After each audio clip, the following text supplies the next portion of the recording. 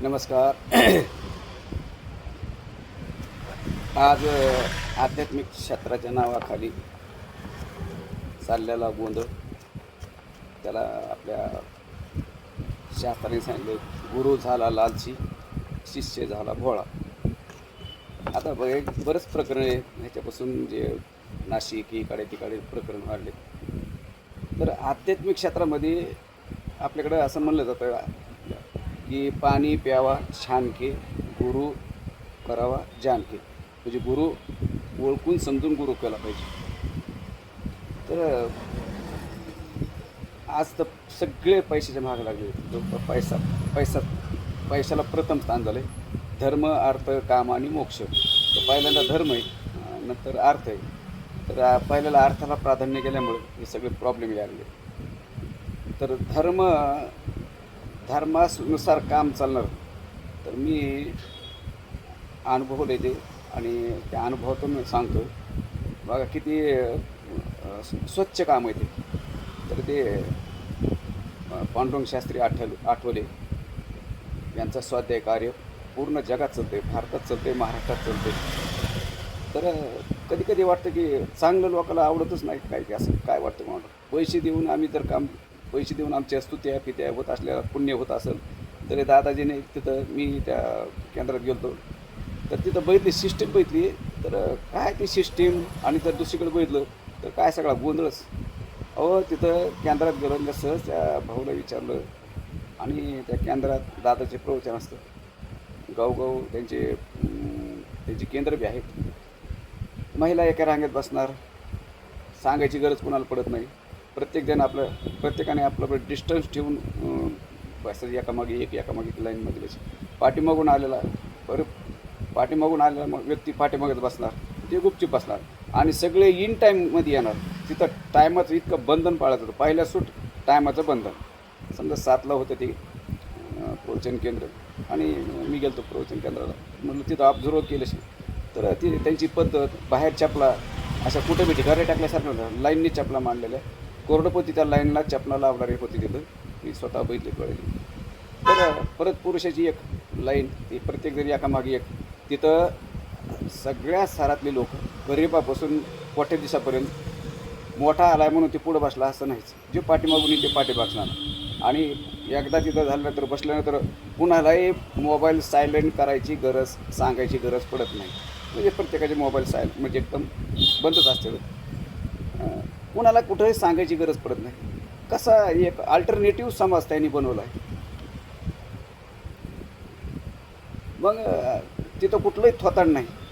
आपल्या कर्माचा सिद्धांत सांगितलं दादा, तू जसं कर्म करशील तसं तुला फळ भेटेल. मग अशा पद्धतीने जे काम चालते ना, तर असं काम कुठं वाटतच नाही.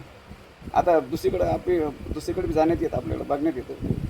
पैसेवाले आले की त्याचा हार तुरं सगळे त्याचं, पैसे देणाऱ्याची सगळी स्तुती होती, तर ती सगळे ते होऊन जातं. परत पसण्याची पद्धत नाही.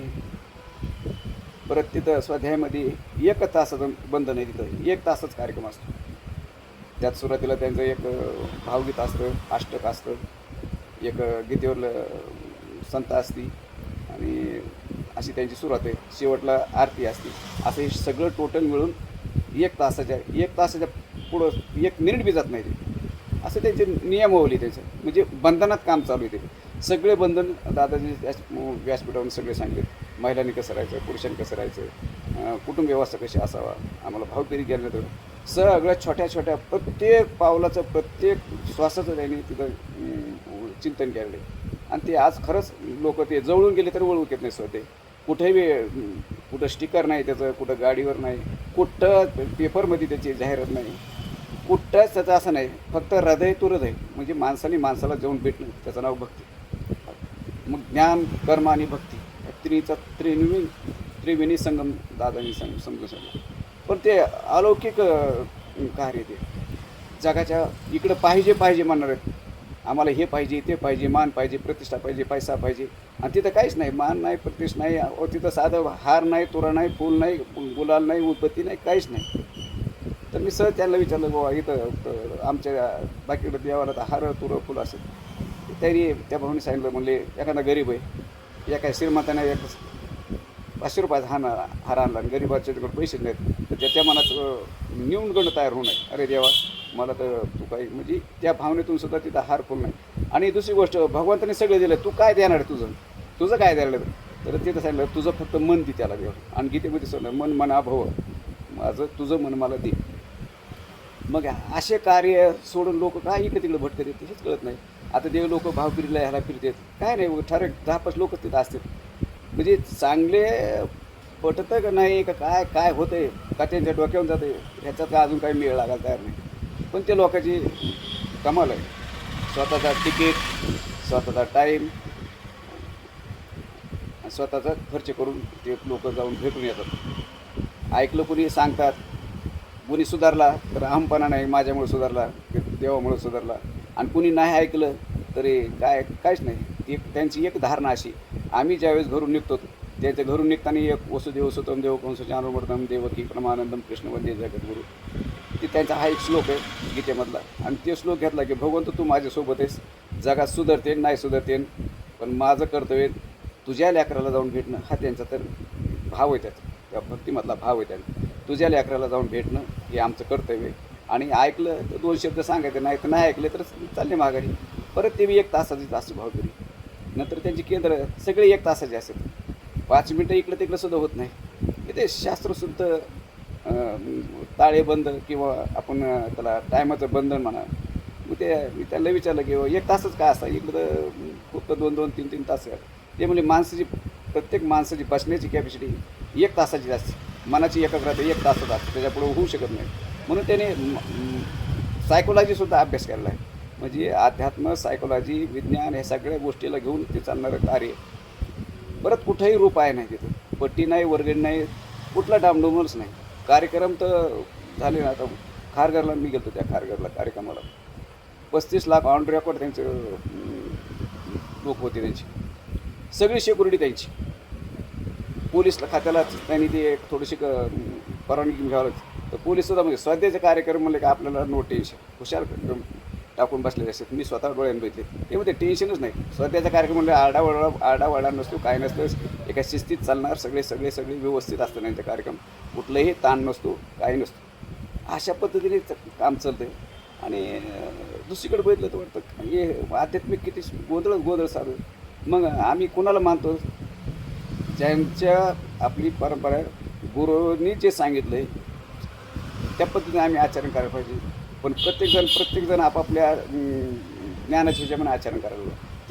तिथं काय नाही, ते जे दादाजींनी सांगितले ते दादाजी जे सांगितले तेच ऐकणार ते लोक, दुसरं तर कोणा ऐकतच नाही. दादाजींनी काय सांगितले, गीता सांगितली, ज्ञानेश्वरी सांगितली, गाथा सांगितलं आहे, दुसरं काही सांगितलं नाही. दादाजी सुद्धा तेच वाङ्मयातूनच सगळं सांगितलं ना. वेद उपनिषद हे जे आहेत ना गीत त्याच्यावर बोलले ना ते. पण ते एकदम शिस्तीत कार्यक्रम असतात, त्याला समाज एका दिशेने पाहिजे आणि तिथं काही नाही पाहिजे असे. साधे आम्ही आमच्याकडे भावप्रिय आले लोक, आम्ही त्यांना म्हणलो आपल्या घरचं थोडीशी घेऊन जाई आमची, तर ते सुद्धा घेत नाहीत. भक्तिप्रिय लोक आले तर आपलं काही बी घ्या सांगत यायला, ते घेतच नाहीत. ते म्हणजे आमचं व्रत आहे, ते नाकारीत नाहीत किंवा त्या तिरस्कार घेऊन आम्ही व्रत घेऊन आलो, आम्ही व्रताचं पालन करतो ह्या भावनेत बोलतात. राव काय 6-6 दिवस ते लोक भक्तिप्रियला येतात, भावप्रियला 1 तास परत येत, स्वतःची तिकीट, टाईम आणि ते सगळं घेऊन. म्हणजे कुणाला त्रास नाही, चहा पाण्यातसुद्धा त्रास नाही. अशा पद्धतीने चालणारं कार्य तिथं लोकांच्या का लक्ष देत नाही किंवा का बसत नाही, का त्यांच्या डोक्यावर जात आहे तर काय ते भगवंत जाणे ते जाणे. पण एकदम मी जे अनुभवलं आहे ते कार्य आणि ती सिस्टीम त्यांची ती पद्धत, त्यांचं ते आचरण, त्यांचं ते वाङ्मय आणि त्यातून प्रत्येक गोष्ट मानवाला मी कोण आहे ह्याची जाणीव करून देणारं ते वाङ्मय. आणि त्यातून मी कोणाचा आणि मी कोणासाठी हे त्रिपुटीवर ते कार्य चालतं आहे.